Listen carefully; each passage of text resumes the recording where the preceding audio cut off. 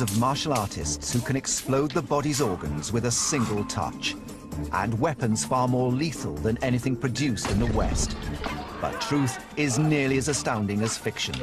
Underwater assassination techniques still used by today's special forces. Weapons that deliver fatal strikes in the blink of an eye. Triple-bladed weaponry that maimed thousands. Prototype poison machines. Evidence of fighters who can even cause delayed death. Ancient Discoveries uncovers the secrets of thousands of years of weapons development to reveal the technologies behind antiquity's most lethal killing machines. This is the untold story of the death weapons of the East.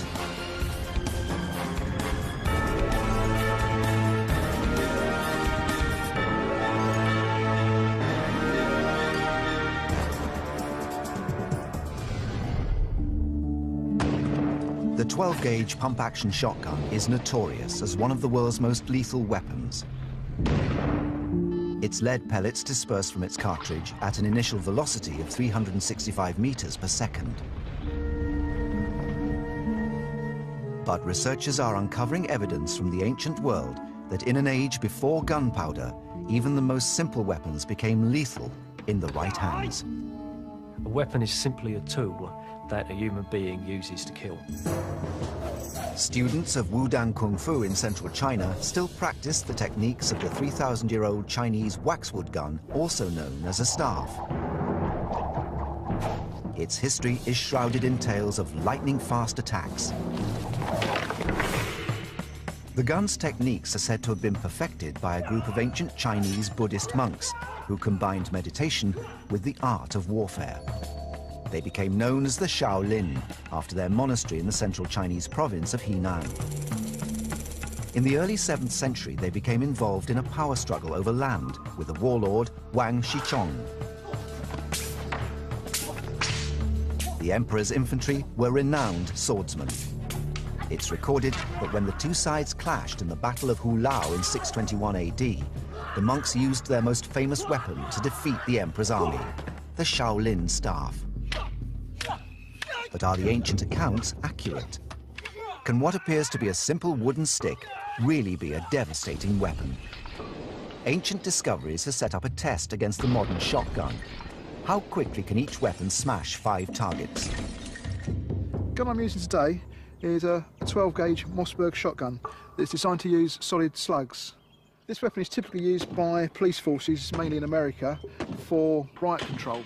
I could train someone to use this to a competent standard within an hour. Peter will be going up against Nathan, 3 times world kickboxing champion and Shaolin martial artist. This is the ancient Shaolin staff. It's been used over 3,000 years ago. This takes time to perfect. The skill, the accuracy, the power, technique. The shotgun's ammunition is ejected from the barrel by an enormous pressure. The pellets start as one mass, then rapidly disperse out. But how quickly will Peter be able to fire 5 accurate rounds?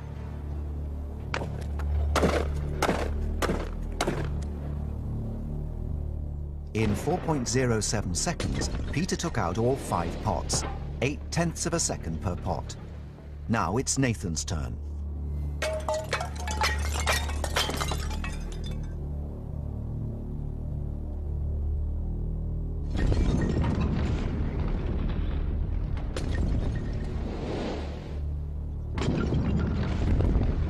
The staff destroys all 5 pots in 2.57 seconds, 55/100ths of a second per pot, and 1.5 seconds faster than the shotgun.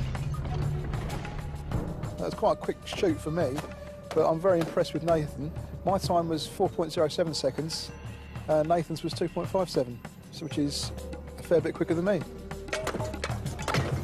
I feel the test proved that the ancient weapon can be used faster. The thing about my weapon is it's years of practice, years of dedication, timing, skill, and technique. So once you master that and your mind works as one with your body, you yourself become a lethal weapon. The gun was designed for lightness and speed. In combat, it was used against swords and spears by blocking and sweeping the enemy. It became known as the father of all weapons, as other weapons were developed from it. But if weapons like the staff and sword were lost on the battlefield, there was another that could be used as backup. It was said to strike as fast as a meteor. It allegedly had the power to split open a head or break the bones of the enemy. According to a text called Records of the Three Kingdoms, it was deployed by soldiers of the Cao Wei Empire. In the 3rd century AD, this empire was competing for control of China. The meteor hammer gets its name from the great power in which it strikes its target. Compared to other Shaolin weapons, it has a longer reach and strikes with much more speed and ferocity. The meteor hammer is a bronze or steel ball attached to a 3-meter rope. In a surprise attack, it gave its owner the tactical advantage of being able to strike from a longer range than close combat weapons. The main techniques of the meteor hammer is to either swing the meteor hammer directly at an opponent or to hook it over a knee, elbow or a foot and let it go after the meteor hammer's picked up momentum. In 228 AD, it's recorded that a Cao Wei warrior severely injured an enemy officer on the battlefield with a meteor hammer assault. By swinging the meteor hammer and letting go at just the right moment, it enables me to build enough power to strike the opponent with enough force to either knock him out or possibly kill. Yet the true speed, power and performance of a meteor hammer strike remains a mystery. Using the latest tools of fight science, researchers are beginning to unravel the truth behind this legendary weapon. With martial arts weapons, which are obviously thousands of years old, it's a bit of a mystery as to how they were developed in the first place. With modern technology, obviously we can do a bit of a detective story, and we can now investigate just how much destruction they could actually cause. Dr. Ewan Griffiths uses the latest high-speed photography to analyze sporting performance. Can he, using these tools of modern science, discover how the meteor hammer was optimized and the speed at which it strikes? With this technology, we can look at velocities, accelerations and forces that we were never able to do before. With martial arts, we can estimate the amount of force being developed in punches and kicks, for example. As a comparison to the meteor hammer, Ewan will analyze a punch. We're going to use a Shaolin twisting punch where we're going to try and relax all the muscles in the body to get as much power through the body as possible.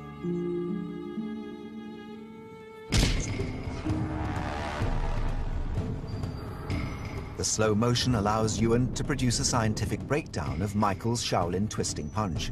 From the movement of the bag, I'm going to use inverse dynamics to work out the amount of force in the punch. Inverse dynamics is a mathematical system that tells us which muscle is active and how much force that muscle is exerting. If this punch was aimed at your face, it'd be coming towards you at 18 miles an hour. The amount of force in the punch worked out at 188 pounds. The punch strike only lasted for 7/100ths of a second, so it would be over very quickly. But how will the meteor hammer perform in the slow motion analysis? In spite of its reputation, no one has ever explored the weapon in this detail. Now we're ready for the first test, and I'm going to swing the meteor hammer without using any real swinging momentum. The team is attaching a harder surface to the punch bag, as Ewan's calculations rely on seeing the speed at which the hammer retreats after its first impact.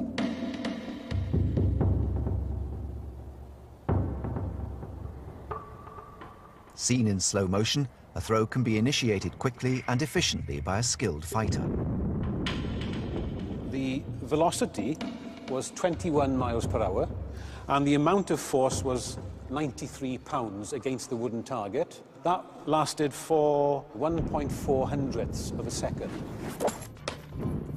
So bearing in mind that this was a fairly low velocity of release, it's about half what we measured in the punch. The team's final test will attempt to increase the meteor hammer's force. Can Michael achieve even more power by increasing the number of revolutions? When the meteor hammer is being spun round, the tension in the rope is actually called the centrifugal force. And this is the force which is responsible for keeping the object moving in a circular path.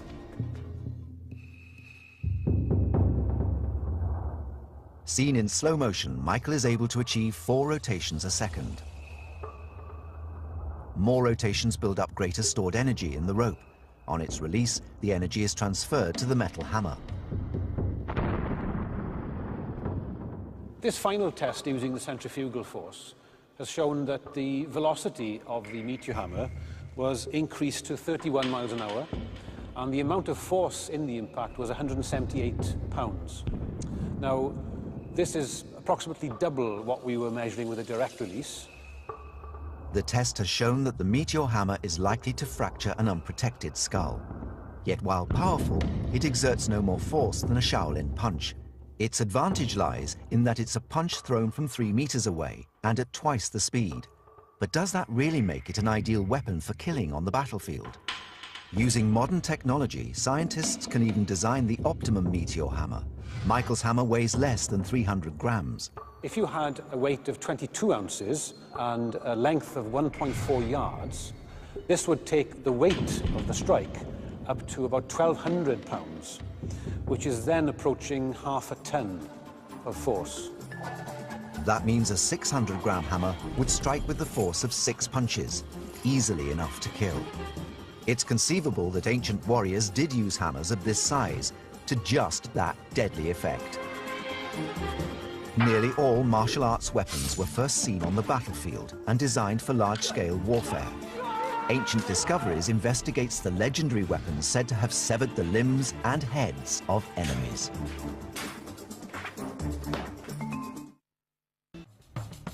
From ancient Greece, Rome and Egypt to the Middle East and Asia, all ancient civilizations developed the technology to kill. Yet as the battle turned into personal conflict, commanders needed men who could cut down the enemy in a fight to the death. In early China, when they appointed people to lead their troops, they were very often looking for heroes. Men who could lead personally into battle, wielding weapons and cut down the enemy, setting an example to their men. The same weapons wielded by Kungfu masters were also deployed by ancient military commanders. Weapons that were designed for severing the limbs and heads of enemies. This weapon is known as the dadao, the big knife. It was the main arms in wars and battles. It was also the favorite of many ancient generals and warriors. It can be used by both cavalry and soldiers on foot. Between the 10th and 13th centuries, the ruling Chinese dynasty, the Song, was at war with the Jin dynasty. The Song infantry needed a weapon to combat enemy ground troops and attacking cavalry, and that meant something with reach and power. When being swung fast, it could severely wound your enemies. It was recorded that in the Song dynasty, a general chopped off 3 heads in one go: the head of his opponent, the head of his opponent's horse, and head of the opponent's weapon. This was branded as the 3 heads at one cleave, which is a very famous story. The key to its success was its sharp and extremely heavy metal head, which could weigh up to 40 kilos. On a Chinese battlefield, you would probably have the smell of ruptured intestines. You'd be slipping on the blood that was spilled on the ground. It'll be a complete mess. Leading Shaolin martial artist Ian Armstrong is investigating the areas of the body that ancient warriors would have targeted on the battlefield. This can quite easily sever a head with that sort of action. If I bring it across the abdomen, this will more or less instantly open up the abdominal wall, which will mean that all of the intestines fall out. If I use a downward cut, I'd come here through the collarbone, pull the weapon out this way. Tom Richardson, curator of the Oriental Gallery at the Royal Armouries in Leeds, has been studying the development of one of the earliest death weapons in the history of warfare. A weapon that, according to ancient Chinese legends from the 4th century, was favoured by General Lu Bu of the Three Kingdoms period for its enormous killing potential.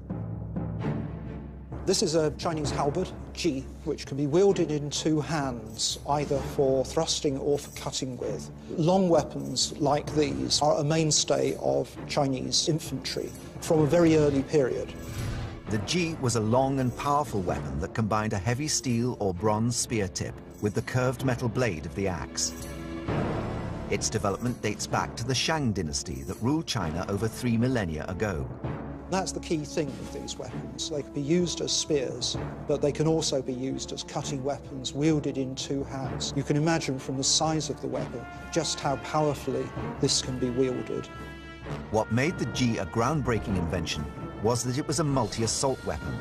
The spear end allowed the user to stab, and the blade of the axe could be used to slash and hook, making it a triple attack weapon. The best areas to target with the halberd would have been areas where there were blood vessels that were quite close to the skin, say, arteries that would rapidly bleed and cause death of the combatant through loss of blood. It was not only the battlefield where weapons were used to kill. It was common in rural China for bandits to strike with no warning, sacking temples and robbing villages. To combat such attacks, there are legends of a deadly weapon that could not only defend against spears, staffs and swords, but was also effective against multiple attackers. Deer antler sabers were known throughout China.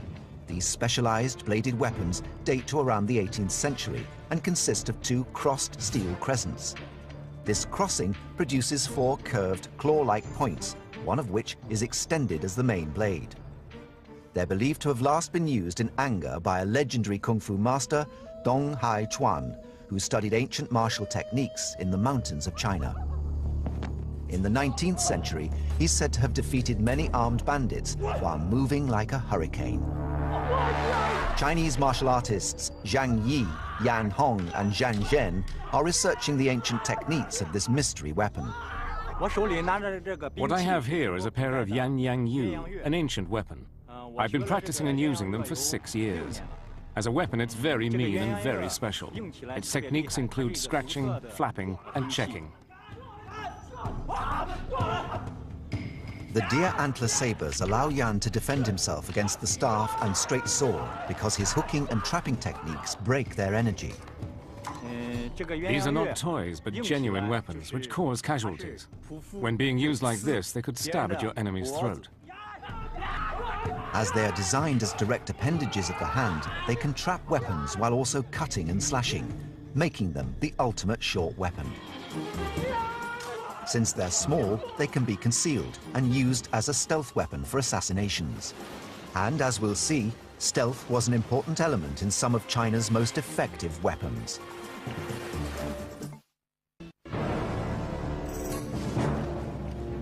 US Navy SEALs are famed for their ability to infiltrate and attack from under the water. But is it possible that ancient covert operatives used the same techniques thousands of years ago? There are legends of a secret weapon known as the MAC. It's really like a long needle, and in that respect it parallels the Italian stiletto. If you watch a lot of American gangster films, they use ice picks. It's exactly the same thing. The MAC is a mysterious weapon that is not listed in traditional ancient Chinese military manuals.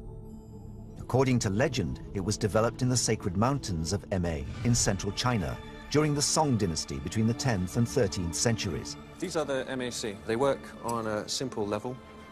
They can spin on a 360-degree axis. It allows me to move them. So here I'd gain a lot more force behind my punches and obviously for stabbing and slashing motions. Water was common guerrilla terrain for Song soldiers and their enemies. All major ancient Chinese towns were built around rivers, lakes and paddy fields. It's said that soldiers and assassins operating in these areas used the MAC to dispatch the sentries that patrolled buildings and ships at the water's edge. As a stealth weapon, it's easily concealed. It's kind of like the modern commando knife that you see Navy SEALs and Royal Marines use nowadays. It doesn't have the same edge, but it is utilized very easily in exactly the same way. Researchers today are looking into how the needles were actually used by covert forces in sentry removal. The killer would target a sentry standing near or in the water, where the 25-centimeter long steel needles with a flat rhombus point are said to hold an advantage. Its design enables the user to maneuver stealthily underwater, retaining the hand dexterity and movement that a longer weapon would not allow. The ancient assassin would have used the sharp points of the needles to stab and slash unprotected arteries. The subclavian and the femoral arteries are very much in exposed areas. As such, would be easy to target. If they targeted these areas and they'd driven one of these MAC needles into the artery, it'd be very difficult for the artery to close. If you managed to get them in between the ribs, the lungs would deflate so that the combatant can't breathe. To complete their analysis of the MAC, the team will compare it with a longer weapon in a water combat situation. On land, a small weapon like the MAC would be no match for longer weapons with their extended range and heavier weight. the team wants to know whether the same applies in water.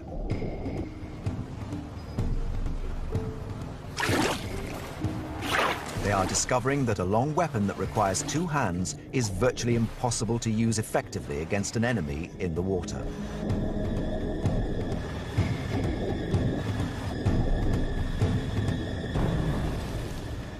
The attempts of the practitioner to try and penetrate the water with the weapon was very, very difficult because of all the resistance.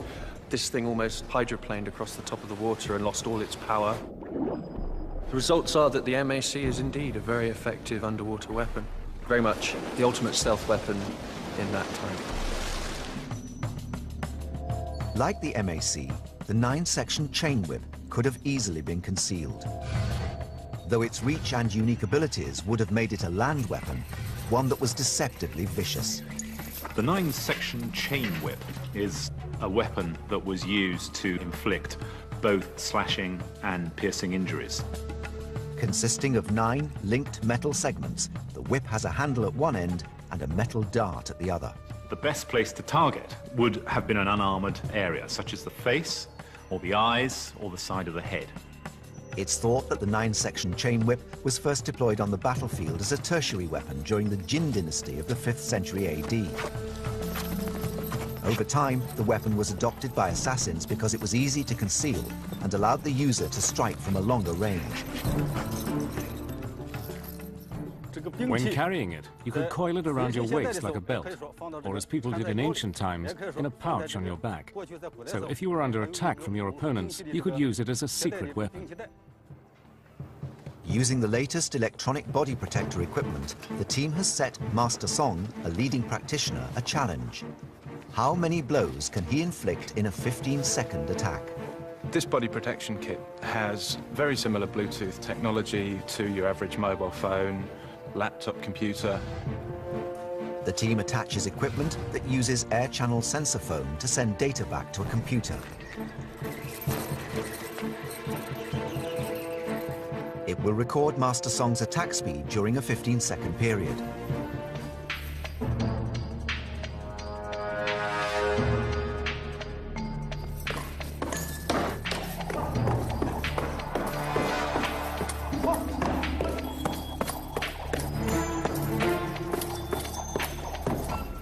In 15 seconds, Master Song scored 2.2 hits per second. 33 hits in 15 seconds. Can you imagine what kind of effect 33 hits on someone's body, like you've just seen, would make? If you hit the side of the neck, then obviously you can take out some of the carotid vessels and jugular veins and cause bleeding. If you hit the side of the head, you can possibly cause hemorrhagings inside the brain as a result of piercing that area of the brain. The tests have shown that the hidden weapons developed for assassination attacks would have inflicted lethal wounds when in the right hands.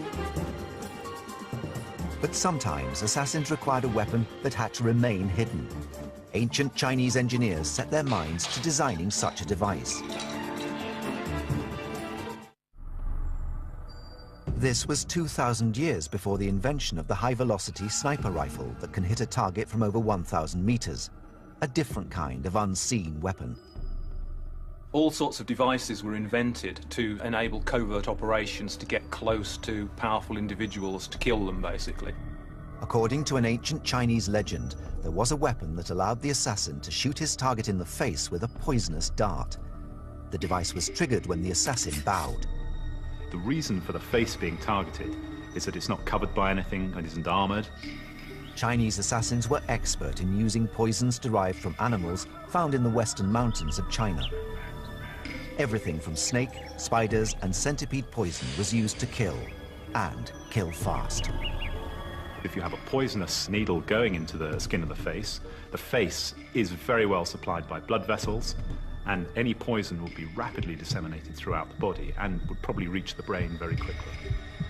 The back crossbow is believed to have been invented around the 11th century by Xu Liang Chen, but how the device delivered the poison has remained a mystery for over 1,000 years. Now, the idea of these pieces is that they could be secreted about the person of the assassin, so he could get reasonably close to his target without being discovered. It probably would have been something of a suicide mission, because this was the only armament he'd probably be able to get through, and once he'd fired these things off, he would have probably been cut down pretty quickly by any kind of guards or retainers. Poring over forgotten Chinese manuscripts, leading model maker Richard Windley is deciphering the back crossbow's mechanical components. Now, this was strapped to the back of the assassin, and when he got close enough to his target, he would bow, and as he was bowing, this would line up with his target. He pulls a little hidden cord, which releases the trigger, and one single bolt is fired. The internal mechanical components of the device allowed the single missile to be latched into the trigger mechanism and then set by using the pressure of the mechanical spring.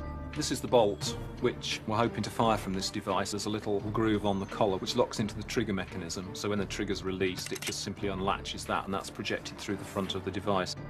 Although it's believed that this weapon was manufactured, mystery surrounds its effectiveness. For the first time in hundreds of years, the ancient design will be tested. Leading Shaolin Kung Fu fighter Ian Armstrong will investigate its potential as an efficient poison delivery system. The issue, I think, with this is accuracy, that if I bow and lift my head so that I can look at the target that I'm shooting at, I'll shoot myself in the back of the head, so I have to drop the head, which means I'm shooting blind. The back crossbow would have been fitted under the assassin's clothes, and the string attached to the trigger mechanism fed through his sleeve. The machine's design meant that the assassin needed assistance in setting the mechanism before going on his mission. Okay. Yep. With the mechanism set, Ian will attempt to hit a target from 10 paces away. Okay, now if you'd like to bend down now.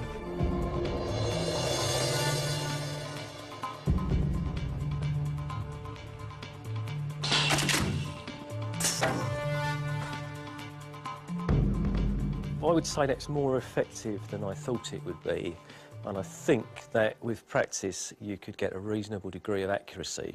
The missile penetrated the target to a depth of around 5 centimeters, deep enough to deliver poison into the unprotected skin. It hit fairly centrally, a little bit low.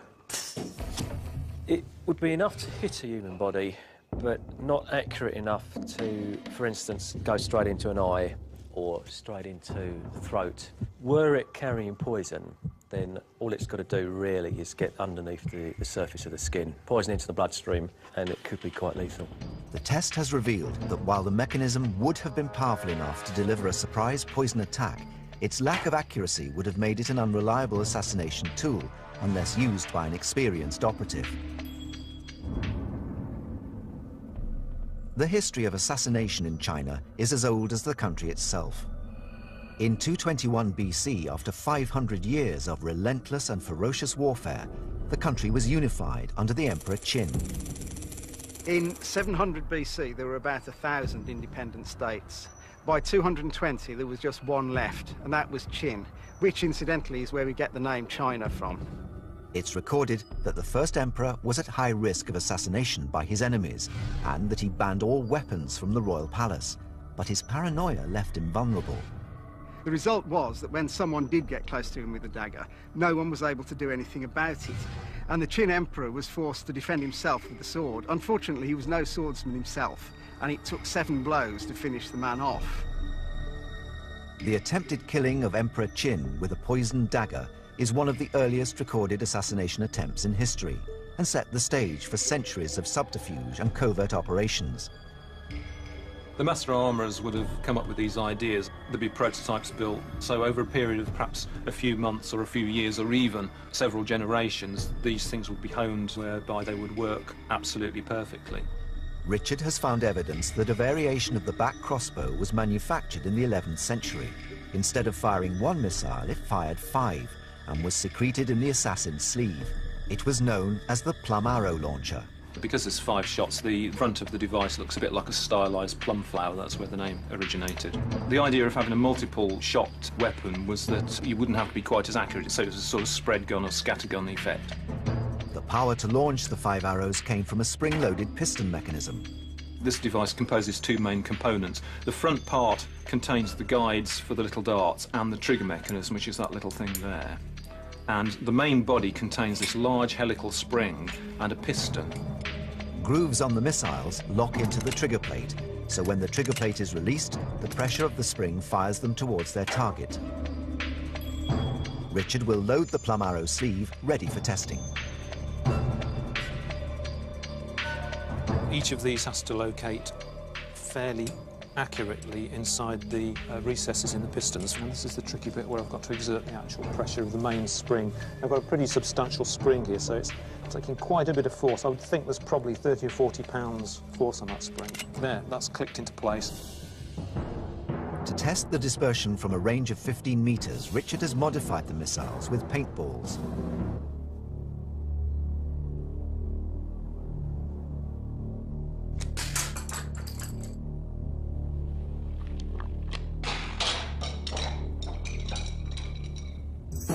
The assassin needed to ensure that at least one poisonous missile penetrated the skin of the target. I was quite impressed. I think it gave a better result than I was expecting. The accuracy of the device was quite good. If the head was your target, you'd be looking to get at least one on target. The tests have revealed that the Plum Arrow sleeve launcher was an improvement on the back crossbow. Its multiple missile launch system enhanced the assassin's chance of delivering poison to the target. These were just two of the lethal weapons that soldiers and martial artists of the East may have had at their disposal. But ironically, one of the most dangerous weapons of all is one that we all have: the human body. Legends tell of a mysterious move that allegedly took hours or days to kill someone. Is it possible that the mythical death touch was all too real?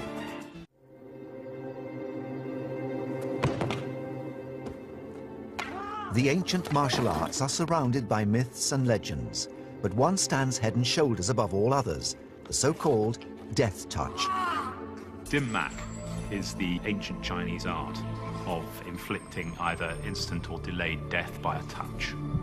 Known throughout the world as dim mak, the death touch is an ancient technique that is said to cause knockout, death, and even delayed death using only the hand. To perform a death touch with dim mak, you don't need a lot of force. It's said that a 9-year-old child has enough strength to perform the techniques. Many believe that dim mak was devised in the 12th century by Zhang Sanfeng, the martial artist who is credited with developing the original Tai Chi form that is still practiced all over the world. Tai Chi is a set of smooth, flowing exercises used to improve balance, flexibility, and muscle strength. According to the legend, this knowledge spread rapidly and influenced the development of many Chinese martial arts. What we practice here in Mountain Wudang is a new system of martial arts started by Zhang Sanfen, founder of Tai Chi. He studied all the other styles of martial arts and integrated them with the Taoist theories of keeping healthy, as well as theories of the body's circulation. This school is located in the mountains of Wudangshan in southern China. Since the 13th century, Taoist temples located high in this 72-peak mountain range have been home to the Grand Masters of Wudang Kungfu. Zhang Sanfeng's invention was based on the work of his predecessors. He created a brand new series of martial arts techniques by integrating motion and silence with internal and external exercises. The ancient temples of Wudang combined meditation with the art of warfare and developed a technique of using internal power to support external movement. Part of the Wudang philosophy is that within the human body there are networks of pathways called meridians. These carry qi, or energy, throughout the body, which can be controlled for use in combat. The idea that there is qi inside the body is quite a real one. Anything that drives the body, provides a life force, is qi. The points of a dim mak assault on the body correspond to the qi points, or what we know as acupuncture points. Dim mak is the art of more or less attacking the qi. It's quite a scientific process, and it's based on the theory of Chinese medicine. Sports scientist and martial arts expert Dr. Michael Kelly has spent years studying the medical effects of dim mak on the human body. The original founder who linked martial arts and the acupuncture points was said during folklore to have experimented on prisoners and bribed jailers to experiment and see which areas were more vulnerable. Scientists believe that the effects of dim mak are linked to changes in the body's autonomic nervous system. This system unconsciously controls the blood pressure, heart rate, and breathing.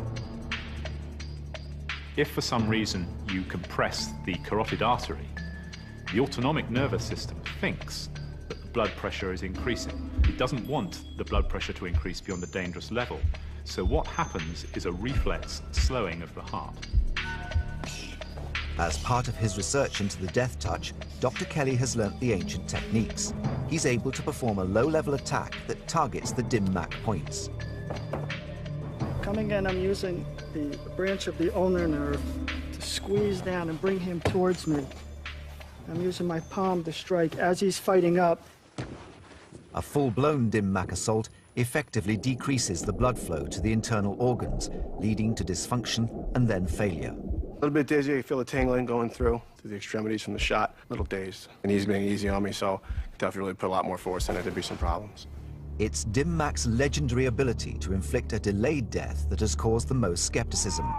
But could the death touch be a reality?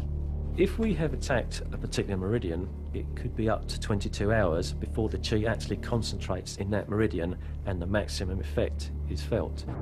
An ancient text attributed to Shu Chi Tsai in the 6th century records that delayed death can occur if a vital point in the chest is targeted. One of the old assassination techniques used would be to inflict an injury on the spleen, such as that wouldn't be detected for a number of days. If the spleen is attacked, it will start to bleed internally. After a few days, as the blood continues to seep away, the membrane will expand until it bursts.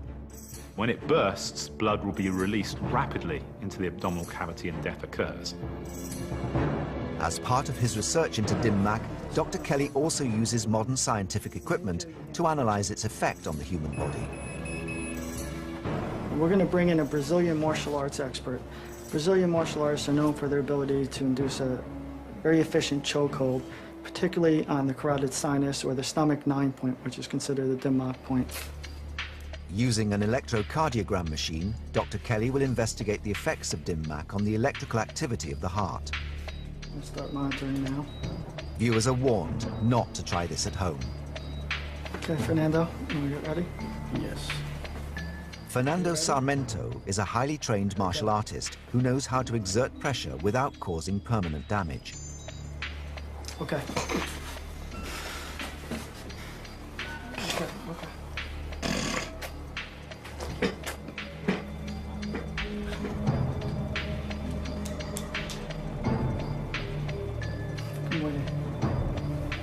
Whoa, I'm out of it.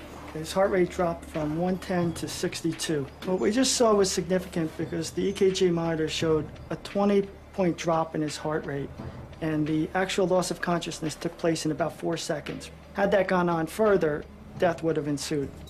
It's only now, using modern science, that researchers such as Dr. Kelly are beginning to unravel the truth behind the legends of the death touch. Yet dim mak is not the only technique that uses the idea of controlling the body's chi.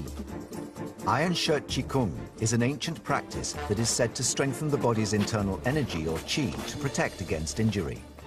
Chinese Qigong is a very profound and precious practice inherited from ancient China. As you nurture and cultivate qi inside your body and strengthen your muscle and bones externally, you can break stone or bricks.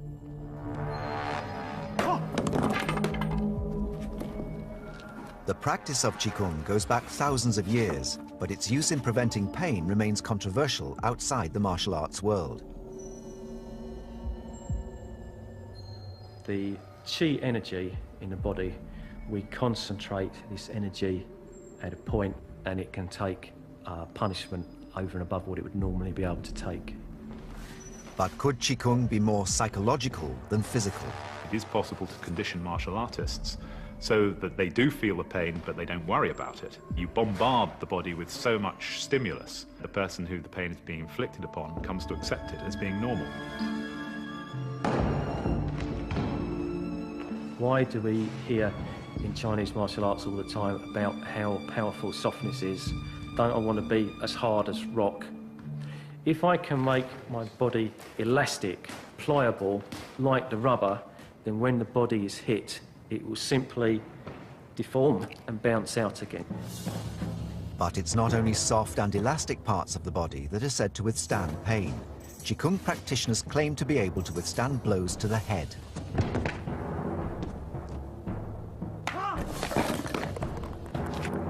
An instantaneous force of over 7 kilos is believed to be enough to cause a simple fracture of the skull.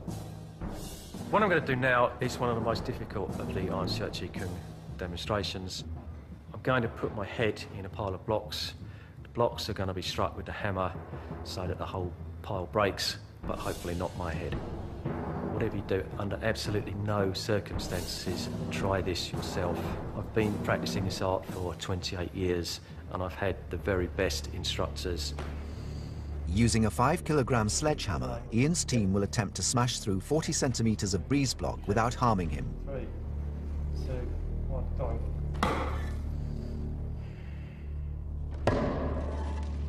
In terms of Chi Kung practice, obviously what I'm doing is concentrating all my Chi in my head and using the Chi energy to resist injury. From the myths of Dim Mak to the mystery of Qigong, the history of the martial arts is littered with legendary killing techniques that still shock and intrigue. Some ancient death weapons and techniques laid the foundations for the military tactics used today. Others were so bizarre that they remain firmly rooted in the ancient world. The mysteries of the macabre death weapons are just beginning to be unraveled. So what new discoveries remain out there? Discoveries that will rewrite the history books on the death weapons of the East. Dan Kungfu in central China still practiced the techniques of the 3,000-year-old Chinese waxwood gun, also known as a staff. Its history is shrouded in tales of lightning-fast attacks. The gun's techniques are said to have been perfected by a group of ancient Chinese Buddhist monks who combined meditation with the art of warfare. They became known as the Shaolin, after their monastery in the central Chinese province of Henan. In the early 7th century, they became involved in a power struggle over land with the warlord Wang Shichong. The emperor's infantry were renowned swordsmen. It's recorded that when the two sides clashed in the Battle of Hulao in 621 AD, the monks used their most famous weapon to defeat the emperor's army, the Shaolin staff. But are the ancient accounts accurate? Can what appears to be a simple wooden stick really be a devastating weapon? Ancient discoveries have set up a test against the modern shotgun. How quickly can each weapon smash 5 targets? The gun I'm using today is a 12-gauge Mossberg shotgun that's designed to use solid slugs. This weapon is typically used by police forces, mainly in America, for riot control. I could train someone to use this to a competent standard within an hour. A bit quicker than me. Our further tests proved that the ancient weapon can be used faster. The thing about my weapon is it's years of practice, years of dedication, timing, skill and technique. So once you master that and your mind works as one with your body, you yourself become a lethal weapon. The gun was designed for lightness and speed. In combat, it was used against swords and spears by blocking and sweeping the enemy. It became known as the father of all weapons, as other weapons were developed from it. But if weapons like the staff and sword were lost on the battlefield, there was another that could be used as backup. It was said to strike as fast as a meteor. It allegedly had the power to split open a head or break the bones of the enemy. According to a text called Records of the Three Kingdoms, it was deployed by soldiers of the Cao Wei Empire. In the 3rd century AD, this empire was competing for control of China. The meteor hammer gets its name from the great power in which it strikes its target. Compared to other Shaolin weapons, it has a longer reach and strikes with much more speed and ferocity.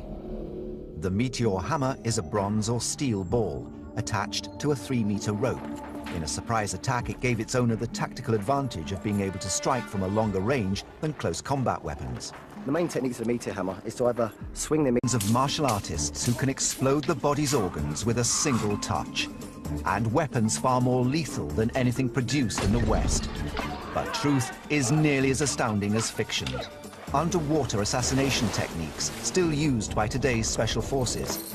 Weapons that deliver fatal strikes in the blink of an eye. Triple-bladed weaponry that maimed thousands. Prototype poison machines. Evidence of fighters who can even cause delayed death. Ancient Discoveries uncovers the secrets of thousands of years of weapons development to reveal the technologies behind antiquity's most lethal killing machines. This is the untold story of the death weapons of the East.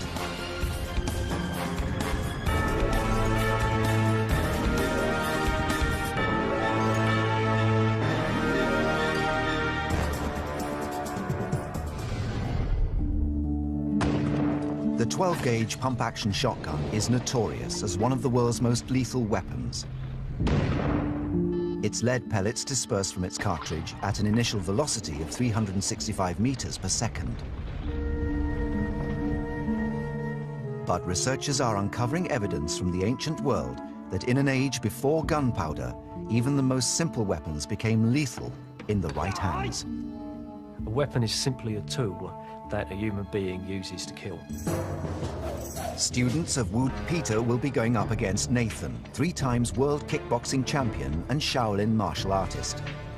This is the ancient Shaolin staff. It's been used over 3,000 years ago. This takes time to perfect. The skill, the accuracy, the power, technique. The shotgun's ammunition is ejected from the barrel by an enormous pressure. The pellets start as one mass, then rapidly disperse out. But how quickly will Peter be able to fire 5 accurate rounds?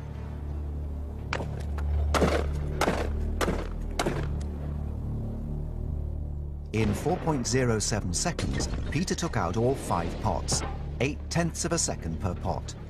Now it's Nathan's turn.